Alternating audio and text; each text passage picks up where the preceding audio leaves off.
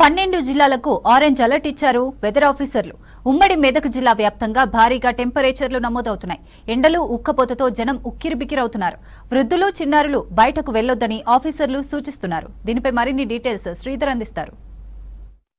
ఉమ్మడి మెదక్ జిల్లాలో రోజురోజుకి ఎండల తీవ్రత పెరుగుతుంది. గత కొన్ని రోజులుగా దాదాపు 40 డిగ్రీల ఉష్ణోగ్రతలు చేరుకుంటుంది. జిల్లాలోని ప్రధానంగా ఇటు పారిశ్రామిక ప్రాంతం కావచ్చు, పటాన్చెరు ప్రాంతంలో భారీ ఉష్ణోగ్రతలు నమోదవుతున్నాయి. దాంతోపాటు ఉమ్మడి మెదక్ జిల్లాలోని పలు ప్రాంతాల్లో కూడా ఎక్కడైనా సరే మధ్యాహ్నం కావచ్చు 11 తర్వాత రోడ్లన్నీ నిర్మానుష్యంగా మారుతున్నాయి. రోడ్లపైకి జనం రావాలంటే ఇబ్బందులు పడుతున్నారు. ప్రతి ఏటా కూడా అయితే ఎండల తీవ్రతతోని అయితే చాలా వరకు వడదెబ్బ కారణంగా మృత్యువాతలు పడ్డ ఘటనలు కూడా ఉన్నాయి.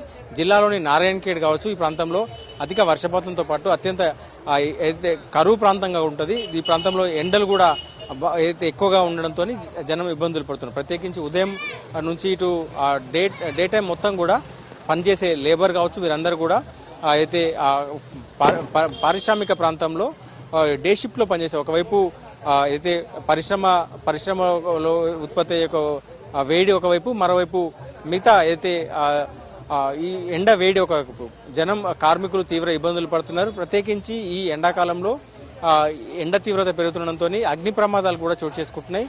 గత 2-3 రోజుల క్రితమే ఇటు అయితే జిన్నారం ప్రాంతంలోని ఓ పరిశ్రమలో సాల్వెంట్స్ అయితే పరిశ్రమల వ్యర్థాలన్నింటినీ కూడా శుద్ధి చేసే ఒక కెమికల్ ఫ్యాక్టరీలో అత్యధిక ఉష్ణోగ్రతల నేపథ్యంలో అక్కడ కెమికల్ డ్రమ్లన్నీ కూడా పేలిపోయిన ఘటన చోటు చేసుకుంది. సో ఇట్లా మొత్తం ఉమ్మడి మెదక్ జిల్లాలోని పారిశ్రామిక ప్రాంతమే కాకుండా సిద్దిపేట కావచ్చు, మెదక్ జిల్లాలోని పలు ప్రాంతాల్లో ఇప్పటికే చాలా వరకు అయితే ఎండ తీవ్రత పెరుగుతోంది. సో ఇట్లా మొత్తం జ్యూస్ సెంటర్ల వద్ద కావచ్చు జనం కనిపిస్తూ ఉన్నారు. డే టైం అయితే కొంత వాటిల్లో కూడా వ్యాపారాలు కనిపించని పరిస్థితి. పిల్లలు కావచ్చు, వీరందరూ కూడా బయటకు రాని పరిస్థితి. ఇళ్లలో ఉన్నవారు కూడా అత్యధిక ఉష్ణోగ్రతల నేపథ్యంలో ఇళ్లలో ఉన్న వారు కూడా వడదెబ్బ తగిలి అయితే అస్వస్థతకు గురవుతున్న ఘటనలు చోటు చేసుకుంటున్నాయి. జిల్లాలోని అయితే ఒకవైపు కార్మిక లోకం కావచ్చు, మరోవైపు రైతాంగం కూడా ఇప్పటికే పరిశ్రమల్లో అయితే పూర్తిగా అయితే పరిశ్రమలో ఉన్న కార్మికుల వైపు రైతాంగం కూడా ఇబ్బందులు ఎదుర్కొంటున్నాయి. రైతాంగం ఇప్పటికే చాలా వరకు పంటలు ఎండిపోతున్న ఘటనలు కూడా చోటు చేసుకుంటున్నాయి. జిల్లాలోని పలు ప్రాంతాల్లో ఏదైతే పంటలు ఎండిపోవడంతో అయితే ట్యాంకర్లతో వరి పొలానికి నీరు పారిస్తున్నటువంటి పరిస్థితులు ప్రస్తుతం ఉన్నాయి.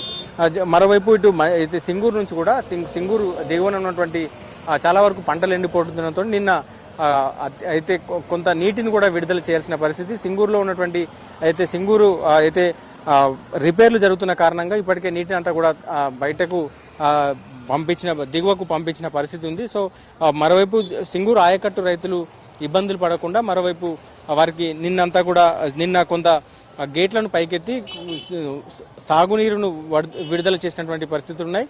సో జనం బయటకు వెళ్తే క్యాబ్లు కావచ్చు ఇటు ధరించే బయటకు వెళ్లాల్సిన పరిస్థితి ఏర్పడింది. జిల్లాలోని అయితే డే అంతా కూడా ఉదయం 10 నుంచి సాయంత్రం 5-6 వరకు కూడా మొత్తం ఎండ తీవ్రత, వేడి తీవ్రత తగ్గడం లేదు. దీంతో జనం బయటకు రావాలంటే భయపడుతున్నటువంటి పరిస్థితి జిల్లాలో ఉంది.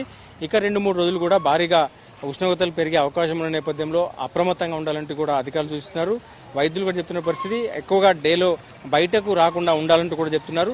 సో ఈ 2-3 రోజుల్లో అత్యంత ఎక్కువగా ఉష్ణోగ్రతలు నమోదయ్యే అవకాశం ఉన్న నేపథ్యంలో జాగ్రత్తలు పాటించాలంటూ కూడా అధికారులు కావచ్చు, వైద్యులు సూచిస్తున్నారు. కెమెరామెన్ రాజుతో శ్రీధర్, విస్మిస్, సంగారెడ్డి జిల్లా.